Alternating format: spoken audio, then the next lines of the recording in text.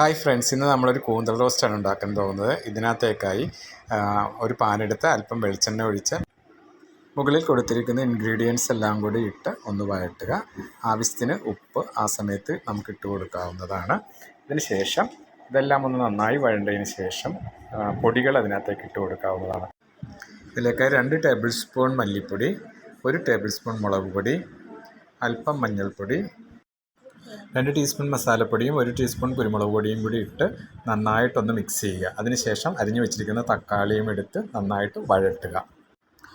മസാല നന്നായിട്ട് മൂത്ത് വരുമ്പോഴത്തേക്കും അതിലേക്ക് നമ്മൾ എടുത്തു വെച്ചിരിക്കുന്ന കൂന്തലിട്ട് നന്നായിട്ട് ഇളക്കുക. ഒരു 15 മിനിറ്റ് ഇത് അടച്ചു വെച്ച് വേവിക്കുക.